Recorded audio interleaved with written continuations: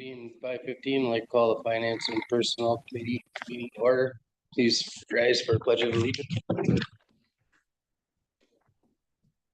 I pledge allegiance to the flag of the United States of America and to the republic for which it stands, one nation under God, indivisible, with liberty and justice for all.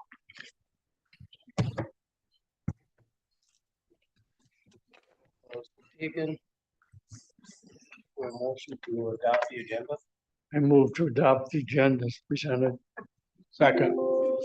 It's been made by Mike, seconded by Bob. All those in favor? Aye. Opposed? Motion carried. For approval of the April 8th, 2026 meeting minutes.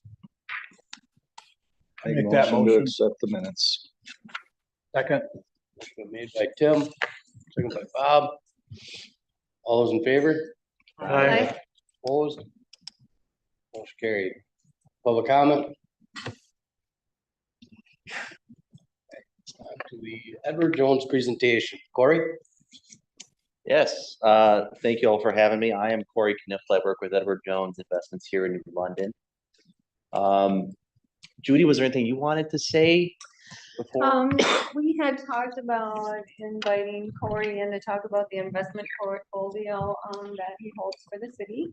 And we actually had that to finance committee. Yep, it was in meetings ago when I 24. was talking about that. So I had invited Corey and then we skipped a meeting because of flood and everything else going on within the city. So here he is to present at this meeting. So Yes, I may interject as you go through things, but I'm gonna absolutely. kind of Feel leave it free up to to you and butt in whenever you want. people have Mhm. questions of you or of anything, they should just interject and ask as he goes along. So thank you for coming. Absolutely. So this is a portfolio that's owned by the city. This was started a long time ago, over 30 years ago, I believe, with about $100,000 investment. And right now, I know that has grown. We're at a little over $2.8 million now in that account. I think the goal for this account and how it's invested is above average returns with below average risk. I don't know if you could go to the performance. Thanks, Chad. So this is going back to 2009. This is average about 10.6%.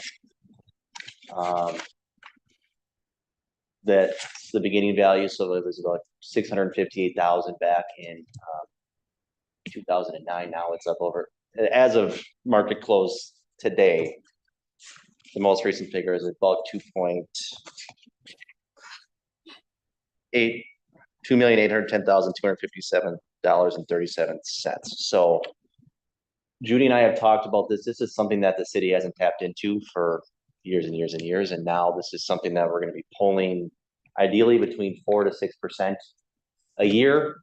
As you can see, if we're making 10.5% and we're pulling 4 to 6%, that's something that we really shouldn't see the principal or the account value really dwindle at all.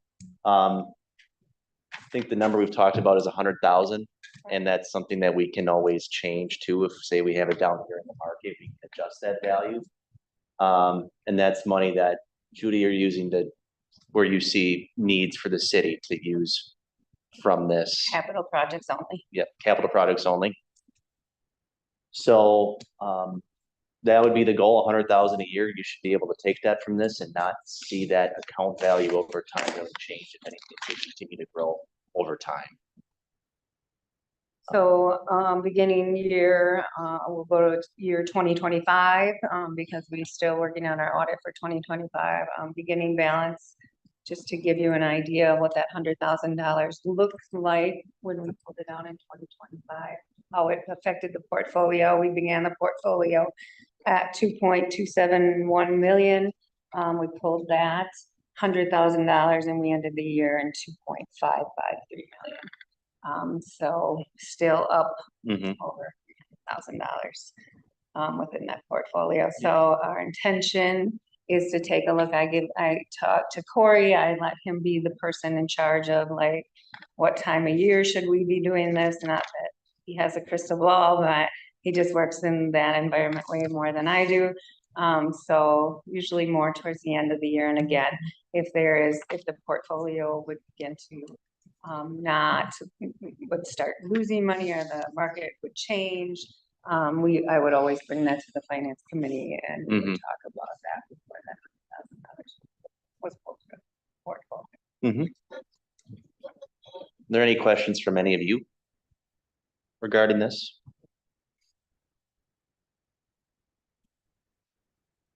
You guys invest with, does any other cities invest with you guys? Is this, any other municipalities? I mean, is this a kind of one unique? It's possible. With me, no, I'm sure there's other municipalities that have money with other Edward Jones advisors. I do know that the state of Wisconsin has gotten a little more stringent, I think, as far as what municipalities can do with brokerages. But this is something that I think has been grandfathered in because of when the account was started. So This is the only account that the city of New London has with you guys? with Edward Jones, I do know that there's other depositories that you have, right? That, yeah. So, but this is, I think, more of a slush fund for, like you said, capital projects and filling in the gaps there. This is remarkable what investments can do if you start them early enough and how they grow like that. Yeah, that started with $100,000 over 30 years ago. So I don't believe any money was added to it after that. I mean, some money, but not much. It was not. Yeah. No. So just some rebalancing and adding some funds along the way. So. It's a matter of holding tight Mm-hmm. and watching it Yep. every year. I've been here 32 years, so yeah. So you were the part that invested I in that? was, yeah. Okay. So the intention was to hold on to it. I don't know, it was more of an investment for interest purposes when we originally took out the investment. But always I thought it would be a great place to have dollars that if ever you needed something or something came up.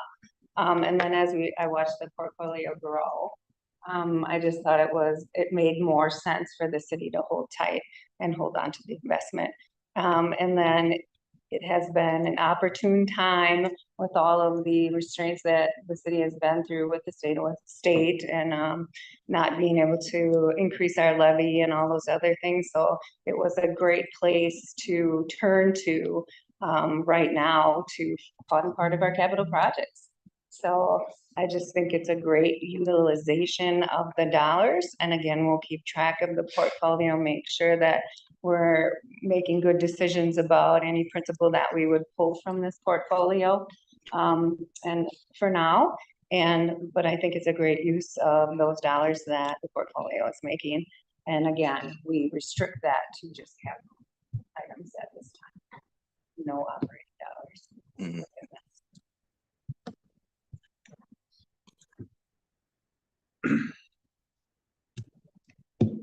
Any other questions?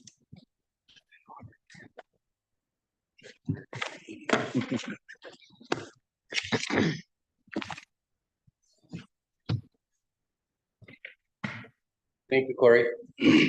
Thank you for having me. Appreciate it.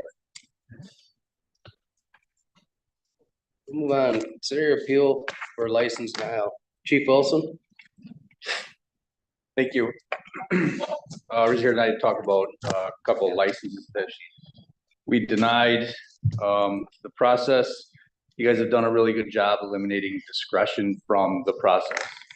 So the individual seeking these license, be a retail license permit or an individual bartender's permit, they fill out a different form for the different use. So the bartender license is a different form for the retailer license. As part of that form includes a background check. One of the questions on the background check is you ever been convicted of, and then it says any offense, and it goes for a bunch, including municipal ordinances. On our personal form for the city form, for the bartender license says failure of full disclosure will prohibit approval of license. So when they fill these forms, they get turned into the city clerk, and the city clerk turns them to us, and then we do the background portion. They didn't make enough copies of these, so I'll pass these around. You have to kind of double up here. But you see, this is the flow chart that I reference.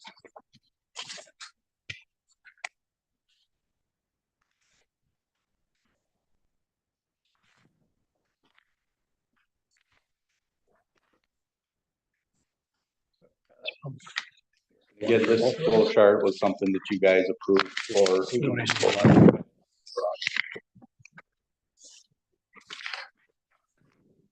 Talk about the first beverage license for SG Petroleums. On the second page, were you convicted of any offense? The answer is no. In the background investigation, there was 3 offenses that they were convicted of in Outagamie County through the Athens Police Department. 1, selling alcohol to a minor. 2, failure to display the alcohol license.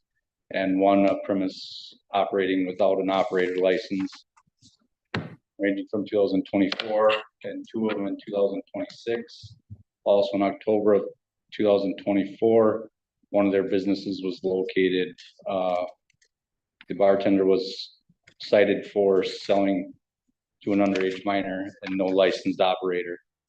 Now, those businesses are in Appleton, but those offenses were not disclosed on the application. Moving to the individual bartender's license. Again, on the form, it says failure of full disclosure will prohibit approval of license. Through the background check, we found that in November of 25, they were operating without a licensed operator. They were guilty in January of 2026, so again, convicted. And it is worded, have you been convicted of something in the last 10 years, including a local ordinances?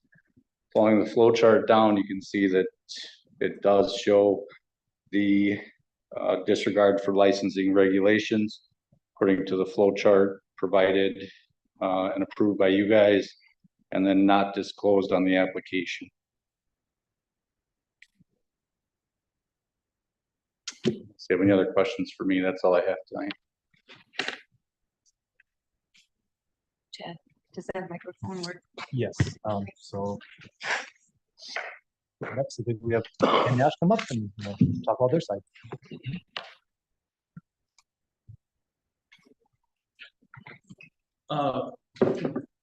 I'm Pamela Goyle, my husband. Siyash Goyle. So the license, the reason I didn't disclose those, I thought that those are for like my personal, and when I, like, my company was cited, not me. So that's why I just crossed off no on my application process. And for all the citations that I've received, like, we took actions right away. There was bartender's license that were expired, which, like, my team member, she had been working for the company for almost 10 years. So when it was expired, I had told her, like, can you just renew it? And she said that, okay, yeah, I will. And I just left it at that. And with everything going on with our businesses, it's just, I lost track of, checking back with her. And in the meantime, we were cited for it. And but she was able to rectify it right away the very next Monday, like it was. I think we were cited on Friday or Saturday. I don't know the exact day, but right away on Monday she got her license. Renewed her license. And for the liquor license that was not posted, We did have it posted. It was behind our expired. The reason it's one. like, when we get our new ones, like, we get our licenses before the current one expires. So we don't want it to be misplaced, so we just put it right behind the other one. Until it expires, and then we pull it, and we forgot to pull it. And at the time, we had a new employee. So when the officer came in, he didn't know where the new one was. We got to the gas station, and the officer had left already. And when we pulled the expired one, the new one was behind it, so we weren't operating without a license. And then for the incident where a minor was sold, At the It gas was- station was my dad, and he's 70 years old. He was, that's not an excuse, but like, he didn't have his glasses on. He read the wrong date on the license. And, we you know, took action, and what we did is implement a software in all of our gas stations where all of our team members are required to Scan scan the driver's license. So instead of them reading the license, they scan it on the system. And so if they're minor, it'll avoid everything. and the sale won't go through. And since we are like, and we are making all our store managers agents for the company, so that way, like, they can keep close track of, so there's no issues like this happen in the future. And all these issues happen in city of Appleton, like, we've been operating businesses here in New London since 2022. And we have never gotten a ticket or citations for any kind of things regarding this kind of matters. So we take our business really seriously, but there's accidents happen, and we rectified it right away. So that's why we would like to appeal that you guys don't deny our license.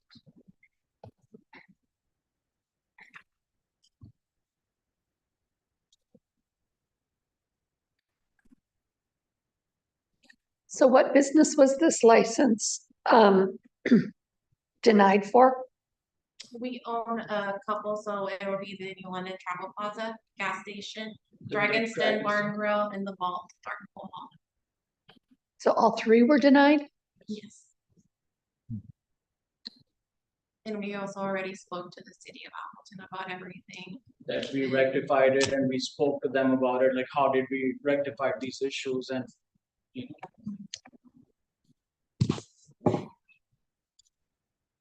Chief Wilson kind of went through those pretty quick, but it sounded like it was from like 2004 or 2005. They were quite a few years ago. No, we went within, as the flow chart kind of indicates, the last 2 years as we go back.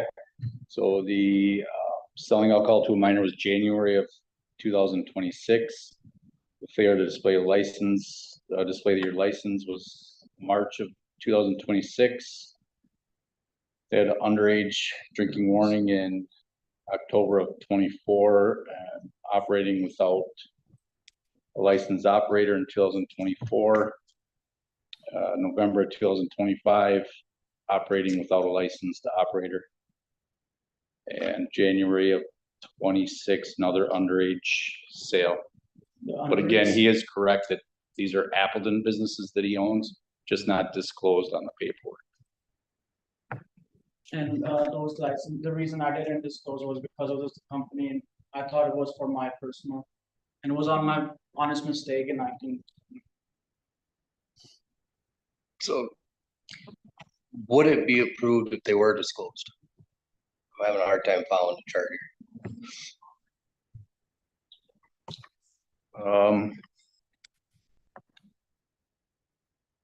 You could make an argue that these are disregard for licensing regulations on that final box.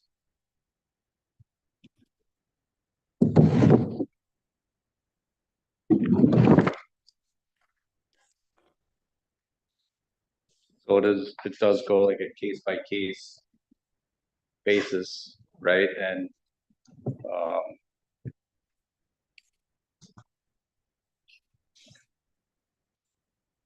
definitely could be worth a conversation, right? I'm not looking to, like I said at the beginning of my opening statement, you guys have created a very good process that eliminates the discretion that we have. We follow this box, we follow these check boxes. That's what we go by.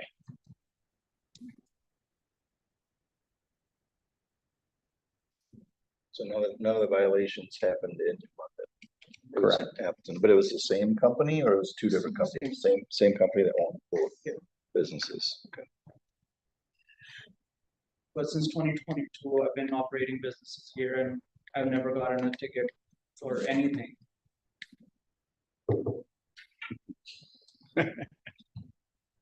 Some of the expired, I guess, the expired licenses have been from like employees that sometimes they forget that it expired. And there's like But when we did- $75 too, and like, with Yeah. everything, cost of living and everything going high, like, there's so much I can front them upfront costs too. So like, they're also, out of some of them, not saying they are, but they have to watch for their profits too. So, but they do, get it taken care of as soon as they get, because we also say like, I know it's on us to remind you, but it's on you too, 'cause you can also get a ticket, for having the expired license, so they do it within the day. That, like, we'll be like, sometimes we're just like, we'll take care of your shift, go to the city, to get this taken care of.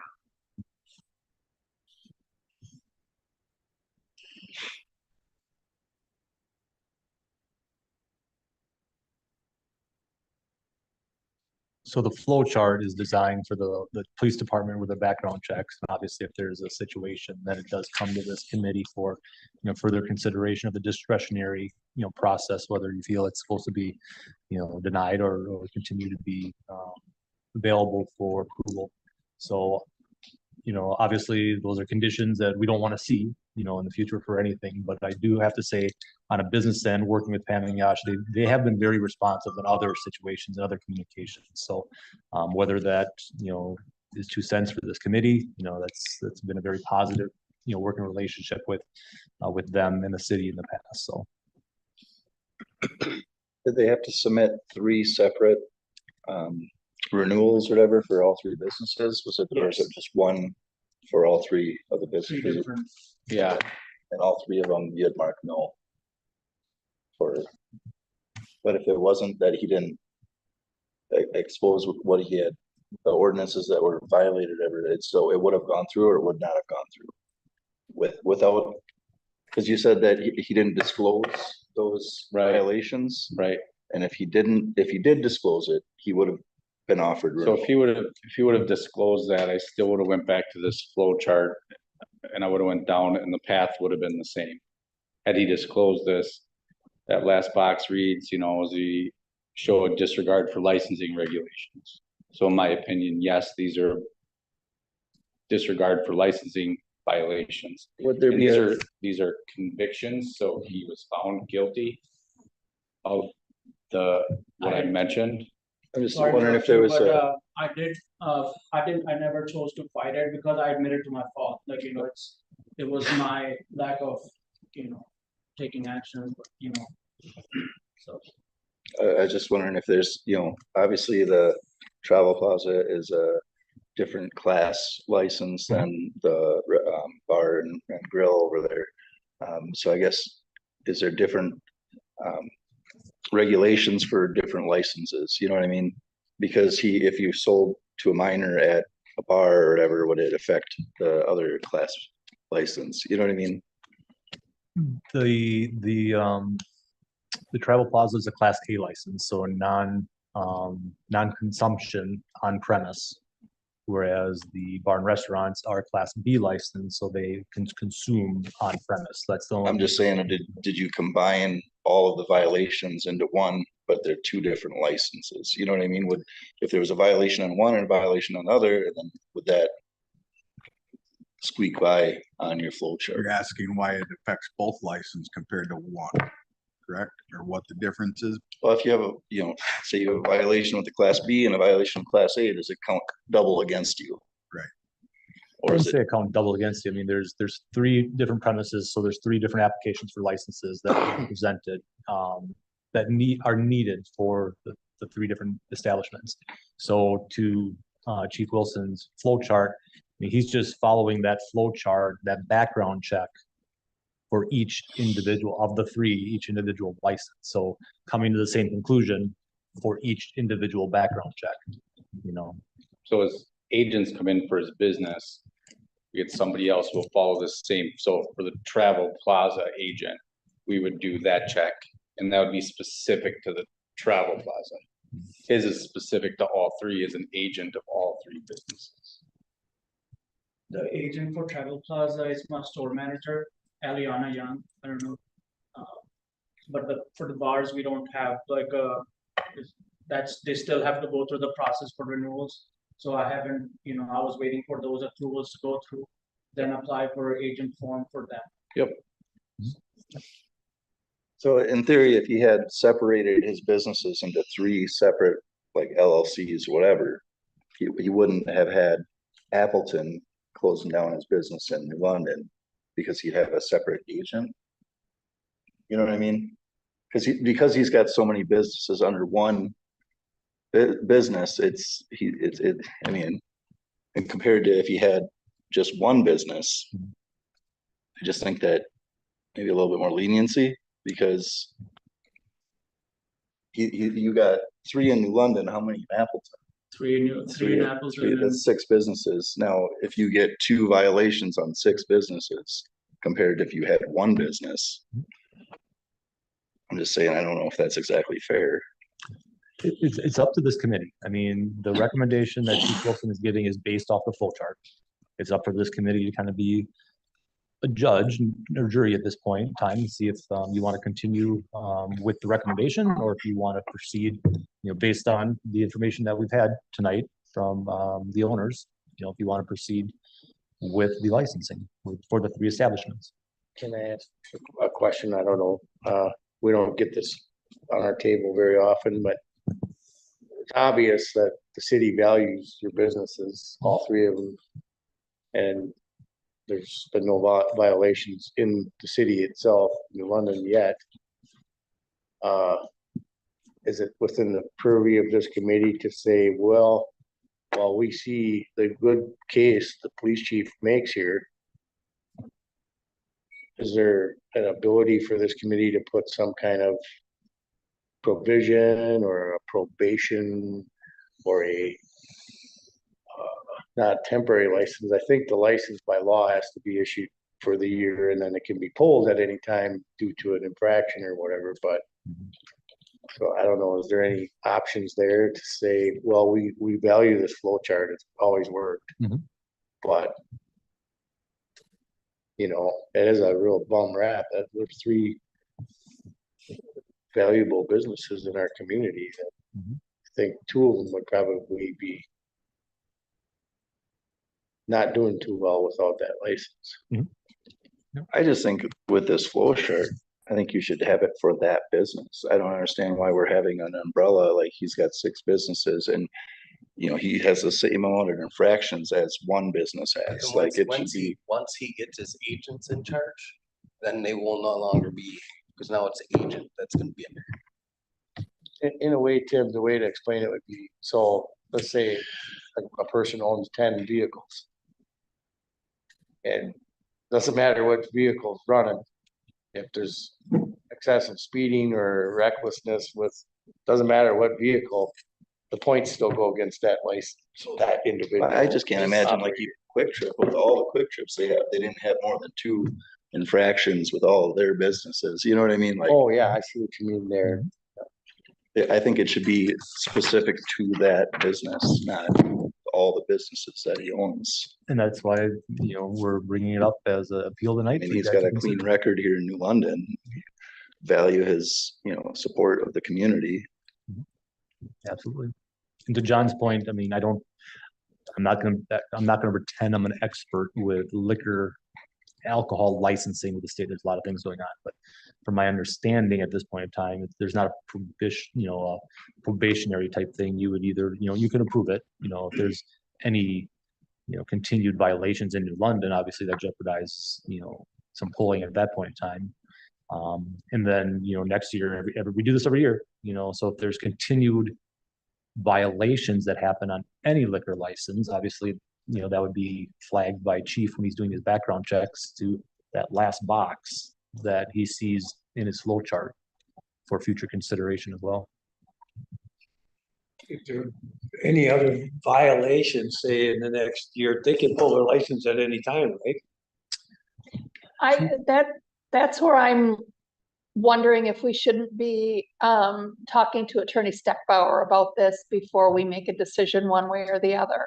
Because I feel like if we say yes to this now, we're setting a precedence that we're going to be having to say yes moving forward to other businesses that show a propensity towards alcohol offenses, alcohol abuse, misuse, drug use, or disregard for licensing regulations, whether it's in New London or elsewhere. So we're setting a precedence if we disregard this, in my opinion. But I understand what Tim is saying. It didn't happen here in New London. So if something did, and if we said yes to this and something did end up happening here in New London, can we pull that license? Is that a thing that we can do at that point in time? Because, but I think that's a Steckbauer question.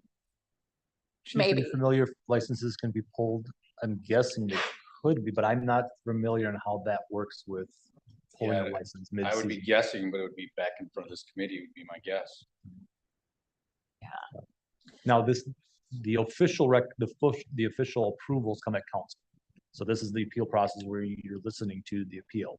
The council will be making the final decision at the council meeting, whether all the licenses for this period are going to be approved at that point in time.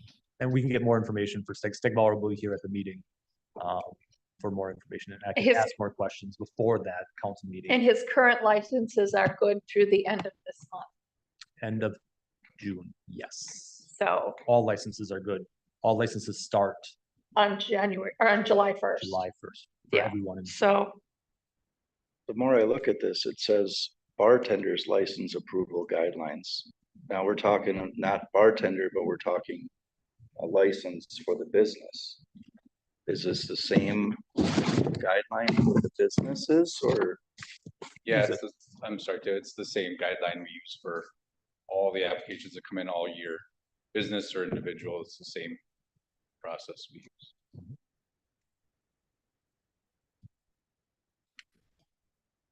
so I have another question for you regarding Dragon's Den. I heard there's going to be a new business operating, someone with a new LLC operating in Dragon's We Den. haven't decided. We haven't that yet. decided yet, so, so that's why we haven't, they haven't applied or anything, so we're still in talks for it. Still in talks, it's nothing set in stone.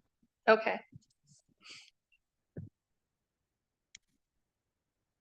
But yeah, going forward, I recommend that we have it business specific. If they own 6 businesses and they have no violation for that business, I just don't see why there'd be a problem. If they have 2 ordinance violations at that specific business, then obviously you don't get a renewal. And I'm gonna kind of ask Chief, when you do the background check, is it on the agent or is it on the business? Both. Okay. Because if we do how law enforcement works, we could write the citation to the business name, right? So I could write a ticket to New London Police Department, or I could write a ticket to Josh Wilson. So depending on the law enforcement officer that was there, how it was handled, they could write a citation to the individual or the business name. So we actually checked both. So, Based on our experience, based on my experience with all the citations, we have all the citations were made out to me personally, none for SG Petroleum, because I was the agent for all the businesses I own. Sure. And so, and since I'm not present at all the businesses at the same time, that's why I'm trying to make the store managers at the store level, they can manage the businesses more carefully. So we don't have this issue in the future at all. yeah, and then with Travel Plaza, so the tickets weren't given to New London Travel Plaza, and the agent is Alan.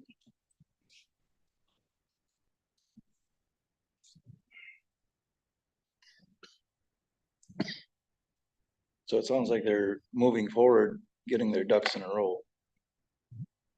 I guess mark this up as a learning experience. That's traditionally been what the committee decides. I mean, people have come in the past. I mean, over the past couple of years, there have been people that come in for different reasons to make appeal, and the committee has heard and made an evaluation at that point in time. One time in all of my years of memory, I think one time there was an appeal. And it never really came back and bit the committee. But I don't have a problem with saying, making a statement that says, I believe in the flow chart and I believe in the good work that Chief Wilson and the department does. But I also see what you see, Tim, that I think that these three businesses should not just go away because of something that happened from some employees of theirs in Appleton, and there's been no infractions in New London. I would be not opposed to granting this appeal. But I would also want to hear from Attorney Steckbauer what our options are. If there is a violation in any one of these three businesses in New London, I think that then the rubber hits the road. That's my opinion, but I feel like I don't have enough I think information. it's gonna be a short leash. I'm in favor of granting an appeal as a committee. But I'd like to hear from Attorney Steckbauer before a final vote on it in front of the whole council. Of course, we're all here mostly. How do we get this to council? So number one, that's you what we can need to make do. a recommendation to the council to proceed with approval based on the appeal. Number two, you can make a recommendation to council to deny it based on the information and the appeal. Or number three, you could probably just make a recommendation to council takes hear on it. consideration and make the decision at the council meeting. So you have the appeal process, you know, What would happen if he stepped back and they got a new agent? Could they reapply for a license? Yeah, they could. I don't know. This would be a better question for the clerk on the time limits that we're dealing with for July 1. it would take another month because we have put these information in the paper. So it's gotta be noticed in the paper for the council meeting. I think she's done that already, pretty sure. I think we just need to get this in council because a lot of people want to talk to Steckbauer, so. I'll make the motion to consider the appeal for the license At the council meeting. at the council. No second.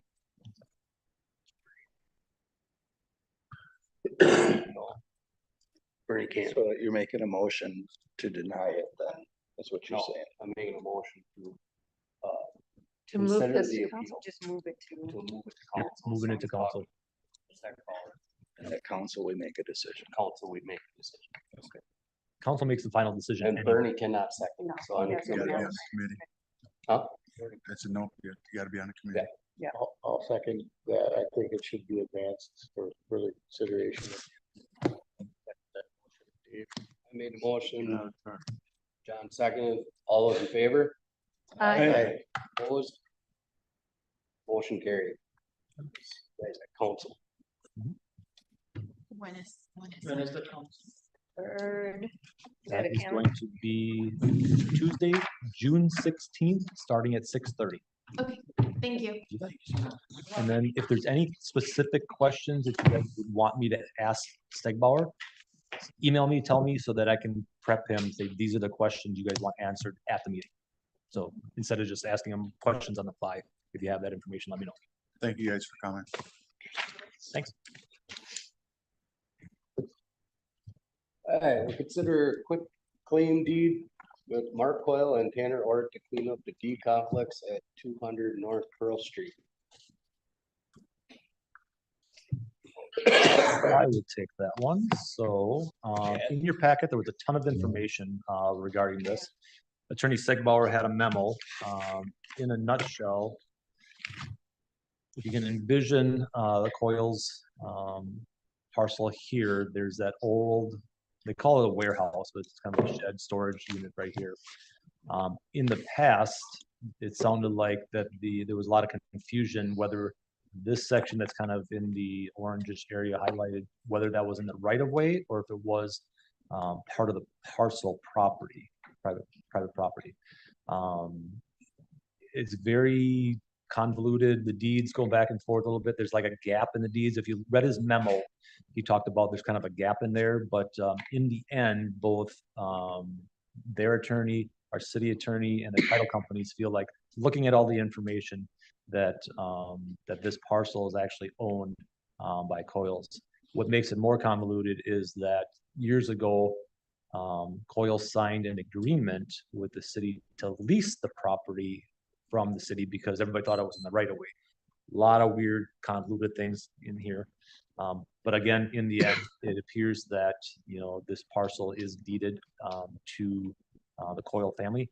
And to clean it up, Attorney Stegbauer is recommending a quick claim deed that you had in your packet to basically formalize it and just state, yes, everybody's on agreement that that is part of their property. Again, there's a lot of exhibits in there, there's memos in there, if you had a chance to read it. But in a nutshell, that's kind of what this is all about.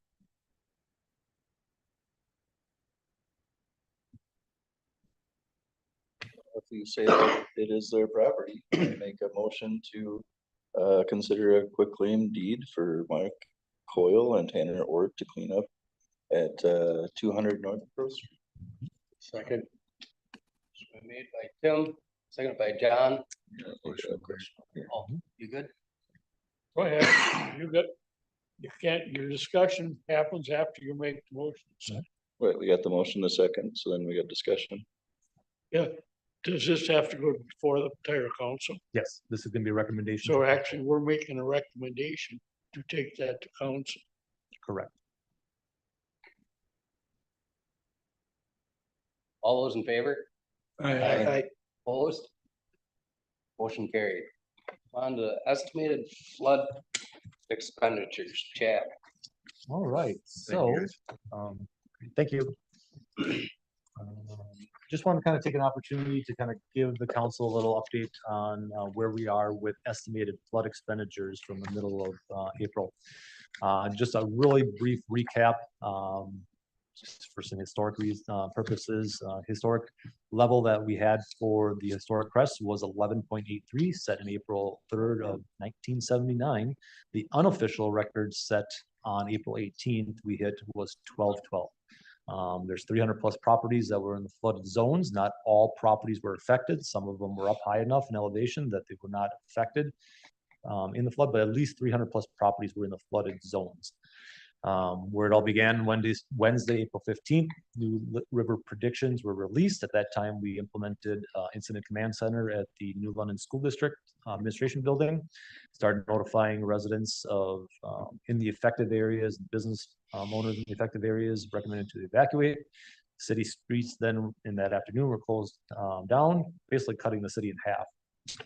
We started organizing volunteers to produce sandbags. During the 4-day of organized production, we had over 1,100 volunteers check in. Now, if someone came in 3 days in a row, that's 3 check-ins, just so that kind of makes that clear. But over 1,100 check-ins, and we, over the 4 days, they donated 2,400 hours of time, making over 55,000 sandbags. Not everybody checked in. We know people just came, did their thing and left. So there's probably even more hours and more people that actually helped out. But like I said, over 55,000 sandbags were produced. That saved a lot of the downtown, saved a lot of properties. It was awesome. Community came together. And then streets in downtown were closed off for about a week and reopened on Wednesday, April 22nd. So getting into the flood expenses. This is kind of a snapshot of the first about month of what we've done for flood related expenses. These are the numbers that we submitted to the county emergency management, which went to the state and FEMA. These are the numbers that were used on our end for state and the feds to evaluate whether we hit thresholds to see if enough expenses were made for the event to justify any either state or potential federal funding in the future.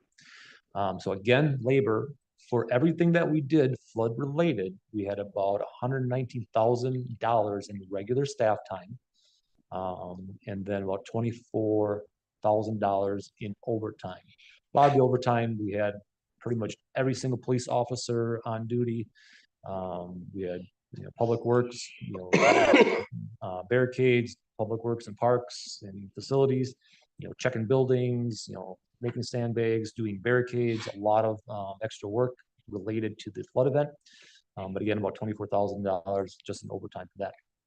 Equipment, we had about $25,000 in equipment. And how equipment works is that we record either hours or mileage for the equipment that was used. So for example, the Bobcat or the skid steer that you see in the picture, those hours were recorded, and then FEMA and or DOT, they have equipment rate sheets. So we take that piece of equipment, we look on their equipment rate sheet, what they say it is per hour to use or per mile for mileage, and then we extrapolate how much cost it is based on that equipment rate sheet for FEMA and DOT. We also ended up buying a couple pumps. Once it started getting halfway through the event, we realized that City Hall and the new library, which have basements, were maybe going to be affected. We have some pumps here, we have some pumps in the new library, but we wanted to have some extra pumps on staff just in case they burnt up. We know a lot of some pumps burnt up during this time, so we wanted to have some extra pumps just in case. Didn't have to use them, I don't think, but we wanted them here in a pinch that we could start pumping out basements if they started flooding because of the existing pumps failing.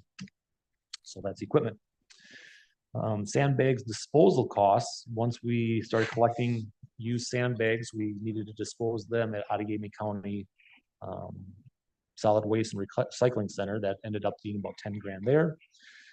We utilized the Wapaka County Highway Department. They assisted us in hauling the used sandbags. They have quad axle trucks. We do not, so they could pile up, or there's a lot more weight that they could haul than what we could haul. So we utilized them to help us haul those sandbags and that sand to the Outagamie County landfill. GFL dumpster charge. This is for flood debris. You can see the dumpsters that we used in the picture down there. Those are 30-yard dumpsters. We hauled away 28 of those 30-yard dumpsters for flood-related debris that was collected from residential properties only. And that's with our payloader actually dumping in there and packing down. So we actually were packing those dumpsters down tight when we were hauling them away, but we went through 28 of those 30-yard dumpsters so far. That was about $14,000. And then we brought in Outagamie County Highway Department, their engineer. They did an inspection of the North Water Street Bridge. That's the only bridge that we own properly. All the other bridges are county managed and county operated, but the one bridge that we own, we had brought in the Outagamie County Highway Department, their engineer, to verify after the flood went down that it was safe, that we could put people, open it back up to the public. So that was about $675. There are more costs coming.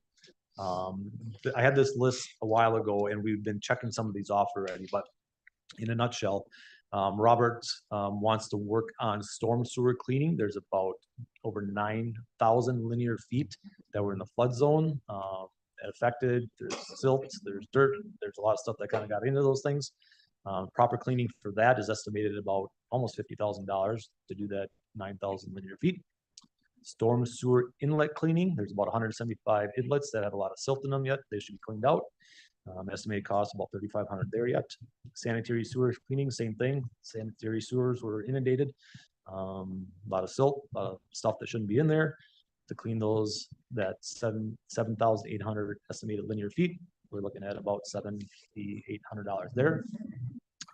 Pfeiffer Park Middle Diamond infield repairs. Ginger mentioned this last night that she had an RFP out to get quotes for that. The one quote that we have is about $13,500 to repair that diamond. That'll be coming up in the future. Pfeiffer Park lift station. We have a lift station pump at the bathrooms at Pfeiffer, the bathrooms on the east side of the park. That was inundated, burnt up. We have to replace it. I think it might be replaced already. I know she was working on it. It's either replaced already or it's going to be replaced this week. It's cost about $1,500 there. Pfeiffer Park bathroom interior painting repairs. We just want to repaint the floor and repaint the walls in there just because they're inundated with floodwaters. About $600 there. Pfeiffer Park playground wood chips. I believe Ginger's already taken care of this. It's about $600 worth of wood chips there. And then she indicated last night, and just recently they determined that they think that a bunch of the bricks, the paver bricks in Taft Park, because of the flooding, may be settling and popped up and stuff like that. So there might be a cost for resetting those bricks and getting everything leveled off there. We don't have a cost for that yet. Donations, we did have many help us with donations. Number one was SAN, MCC or Murphy's Concrete and Construction donated nearly $10,000 in sand for all the sandbags that were created. Sager Services, T. Johnson and R.J. Immel helped us with some trucking costs, about $4,600 in value that we've been told are there. And again, volunteer hours, the 2,400 hours in volunteer time that we collected, we can calculate that at a rate of minimum wage. So that gets us about, a value of about $18,000 that were donated from volunteer hours during the event. Again, this is just a snapshot in time. We are going to include more of these costs as time goes on, but the bulk of the cost obviously happened during the event and shortly after. Adding it all up between labor, equipment, and then materials, contracted services, and everything for the expenses, we are about $258,000 that we expended for this flood event. Again, I want to point out if there is any, and I'll kind of talk about any reimbursements from state or feds or FEMA coming forward. It's my understanding at this point, again, nothing's been determined yet, but the regular time hours, the $119,000 mark that you see there, regular time more than likely will not be a reimbursable cost because we pay regular time anyway. However, overtime, I anticipate that to be a reimbursable cost if we are awarded any state or federal funds to help us with the damage from the event. On top of that, typically the cost is about like a 75-25 split, so that if we are awarded, hopefully, hypothetically, we could see a 75% reimbursement on our eligible costs. We would be on the hook for 25% of the cost.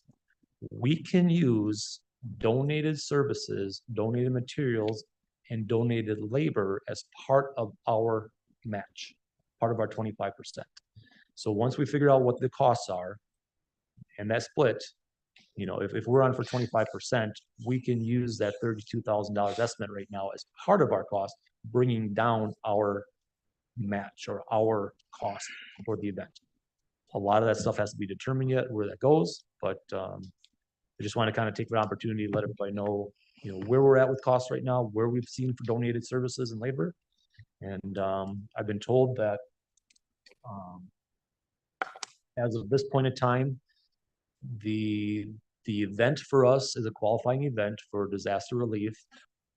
Right now, I believe it's going to be at least a Wisconsin Disaster Fund eligible event for public assistance.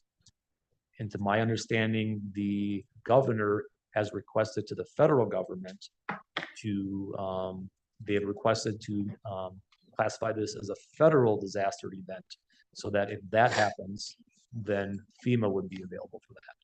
The benefit from FEMA is that FEMA funds fund more categories than Wisconsin Disaster Fund. An example would be the FEMA funds would make park damage an eligible expense. Wisconsin disaster funds do not recognize our park damages as an eligible expense. So for us, FEMA would be better because we have park damages. Some of those damages that we have at the park potentially as a reimbursement. That's because we got both our parks on the river. There you go. So Where does the $7.25 come in? Is that the number they make you use? I think it's minimum wage. Oh, because there ain't no way somebody's doing sandbagging for $7.25 an hour. That's what I thought. Yeah, I think it's a minimum wage number that they use for volunteer labor for anything. Nope. So, but I mean, that's $18,000 worth of donated labor that we can use towards our match. Yeah, no, it was awesome. Mhm. No denying that. It was awesome. Yep. I mean, the community came together. Every time we talk about the flood, obviously we want to do a shout out.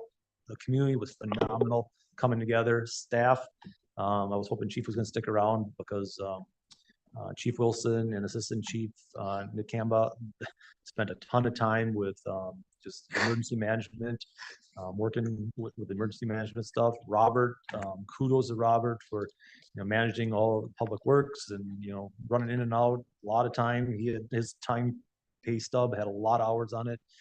Ginger managing the sandbag production. We thought it was just going to be kind of signing in, signing out people, and it turned into this massive, as you guys know, if you guys were there, this massive event and massive organized chaos of making sandbags and stuff. And then Katie did a phenomenal job with social media. We heard so many good things about that. We heard other communities were, looking at us because just the way we were communicating and getting information out. So staff nailed it. Proud of everybody for that. Kudos for everybody for that. Yeah. Is there any calculation for the salaried folks that worked, I don't know, 180 hours in 4 days? Is there a So- calculation for that? Cause I mean, I don't understand how they don't cover labor, because if they were down there filling sandbags all day, that means the rest of the stuff wasn't getting done. Correct. Is there, I imagine some of the guys are still working overtime to catch up. Does If that it's- overtime get put into this because they weren't able to do it for them 4 days? It's only if it's recorded overtime for event related, that they were working for the event. If they're doing overtime now to catch up from the event, that's not a qualifying expense. And we'll get the official, if any of this stuff becomes a federal or state, qualifying event, we'll get the exact details, what they're gonna accept. But from what I've seen in the past, because we had that storm event, I think it was 2019, that was a FEMA eligible event for us, and there was a lot of paperwork. And I remember that straight time, they consider that as, yeah, you were shifting away from the normal duties, but you normally wouldn't pay that wages anyway. Whereas overtime, it's above and beyond. So that was, at least in that event, overtime was a qualifying expense, and straight time was not, unfortunately. So, but we're anticipated, at least at this point in time, fingers crossed, Wisconsin Disaster Fund, whether the federal government considers this a federal disaster event, to be determined. Any questions on that? All right, thanks, Chad. Yep. That's some good information. Mhm. Move on to the finance director's reports. Judy? All right, so when we're looking at the expenditure and the monthly reports, we are looking at the month of April. And start with the expenditure side. And you can see on almost ditto from last month, the insurance is high because we pay most of our insurance in the month of January. Ambulance is at 50%, we pay that quarterly. And our maintenance is a little high because on our computer side, we have purchased a lot of that equipment already. And also we had a very large sale with some, a very large purchase of some tires within that line item. Debt service, 83%. Most of our debt service is paid at the beginning of the year versus the end of the year. So there's nothing that stands out to me that's outside the norm when we look at April. Next month, our flood is gonna hit the financials. So I will go through and take a look at that and point out any of those expenditures within that. So this isn't unfortunately the first disaster I've been through, it's the third or fourth. And what I normally do is just charge them where they normally charge them. Because like Chad was talking about, salaried people like, Robert, myself, none of what we do beyond our 40-hour week or your 40-hour payroll is compensable for either fund. But it's then when you look at salaried versus non-salaried can be if it's outside their 40 hours. So all of that stuff has to kind of still be, combed through. There's also donations that aren't added on that side. So once we figure out what fund it is, and we definitely will be doing more research on donations to try to hit that match.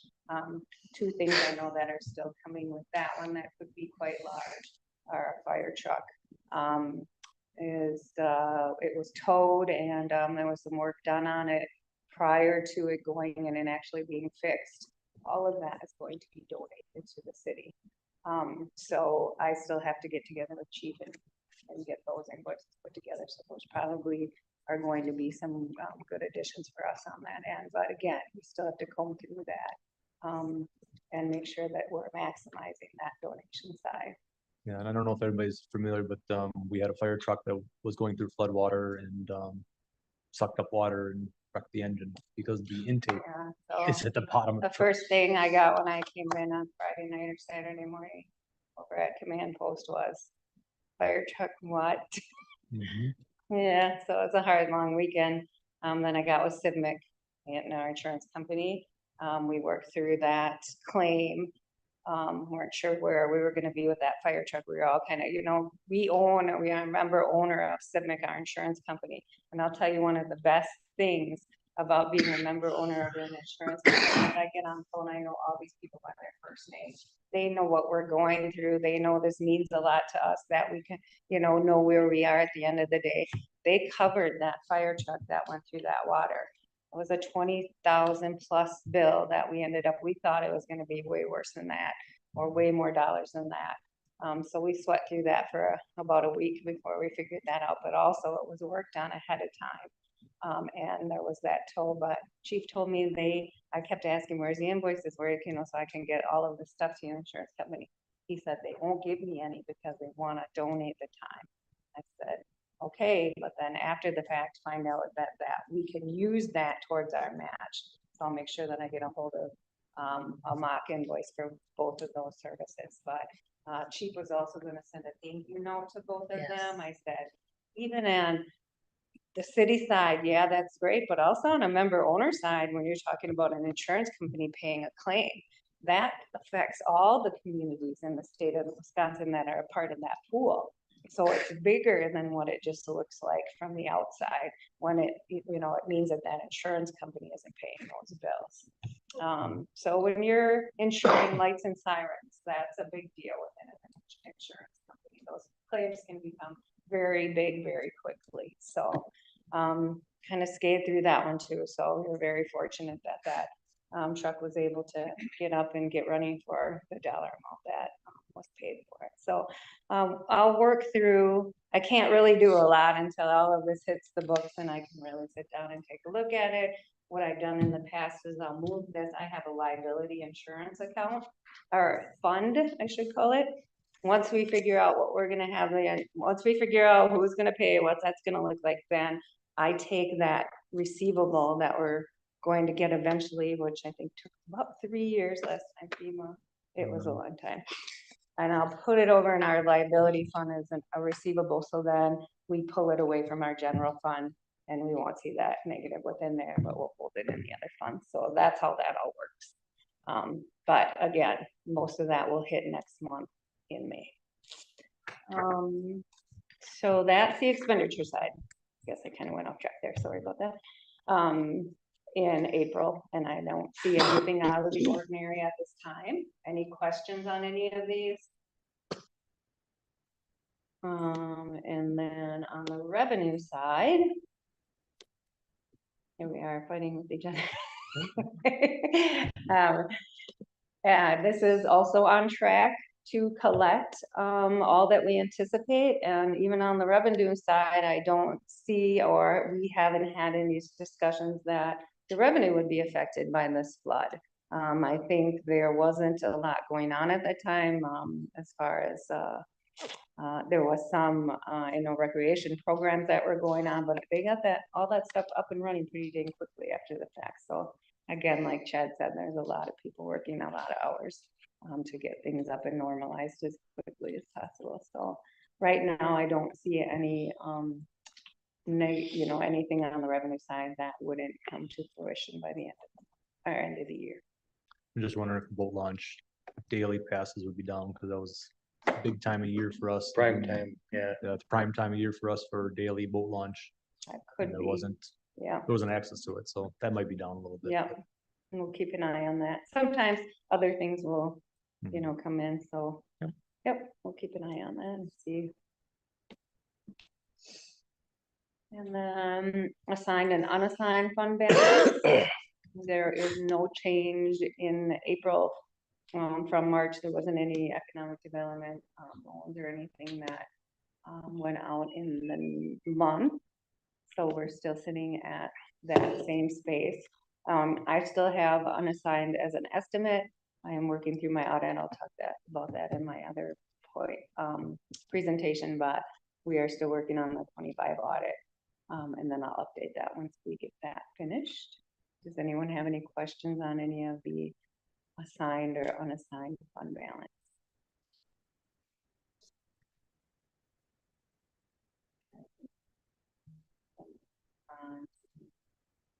Wheel tax. Here's our wheel tax report. We have collected 33,630. These are some of the potential projects for 2026, and then here's a list of all the projects that have been completed. Those dollars. All right, and then all we have left of the bonding is the library. We paid them another 200,000 as they needed the dollars to fulfill their contractual obligations with some of the things that are going on over there. There's still 200,000 sitting with the city that I'm thinking will go out probably to them this month at some point. So I keep track of their trust, and when she comes in and requests checks, then I take a look at the trust, and then if she doesn't have enough money, then I deposit funds to make up the difference. And that's the finance information, and I'll move on to my finance director's report. All right, so the annual financial report took a lion's share of my time in April. I call it the city tax return that has to be filed to the state of Wisconsin by May 15th of every year. So I sent that in. It's what is our shared revenue and our highway aids are calculated based on this report that is filed to them. Working with the auditor, like I talked about, to get that draft audit complete, because I complete the first probably 20-ish pages of that MD&A portion of that audit, and I am hoping that we can get that presented to folks here at Finance either in July or August. I entered the annual wastewater treatment financial information for the replacement fund. Completed the maintenance of effort reporting. This is required by Act 12. So the city being under 200,000, we have to say for both our fire department and our police department, I have to submit those reports saying we spent as much in 2025 as we spent in 2024 and or more dollars. Working with the engineers and the auditor on answering questions for the upgrade and the sewer rates today. I'm assuming this is just gonna hit the ground running here pretty soon once choices are made on that wastewater treatment plant. And I'll need to work dual with both the engineers and the auditor on making sure that our rate studies are not, our rate study is not only covering what it will cost to upgrade that plant, but also the operational expenditure increases from year to year. That they don't take that into account so much on the engineering side, but we do when I work with the auditors. Work through some insurance questions like I talked about related to the flood, process the CDBG payoff. Now that the state has that funding, anytime we get one of those paid off, then I have to send that check over to the state. We had some FMLA ADA workers' comp training in our offices. Everyone attended that. Our department has Melissa from Sidnick Insurance Company presented that information to us. And I'm getting started now on the annual reporting for TID 4, 5, 6, and 7. I have to report all the expenditures and revenues for each of those TID districts to the state of Wisconsin by the end of this month. And prior to that, I have to get the joint review board together for each of those jurisdictions and have a meeting and have them take a look at my annual report along with Chad, and he does an update of where each of the districts are at and what we're looking at moving forward. So we do that, and all of you, I'm sure, are invited to that meeting also if you care to attend, but that's usually during the day. And then the Wapaka Outagamie County School District and Fox Valley Technical College. We do have, just so you know, on the agenda for TID 6, which is Titan, a resolution to spend money for a road portion. Amcor had come to Robert here. Amcor had came to Robert and asked that we try to fix that portion of that road. So he asked if we could add that into the TID district, and yes, that is a yes, because I got a hold of Ellers and talked to Harry, and he said yes, but you have to get the jurisdictions to approve it. So just so you know, that is sitting on that TID 6 agenda, hoping that those jurisdictions will go ahead and let us fix that. It's been a big problem for Amcor for a number of years now, so it'd be really nice to get that completed. And then I updated in financial information for the meeting tonight. Any questions of me on anything? All right, hearing none, I entertain a motion to adjourn. Motion to adjourn. Second. Motion made and seconded. All those in favor? Aye.